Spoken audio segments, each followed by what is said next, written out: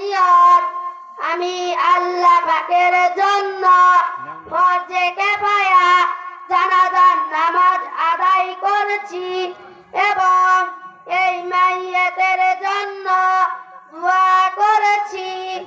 আল্লাহু আকবার। সুবহানাকাল্লাহুম্মা ওয়া বিহামদিকা ওয়া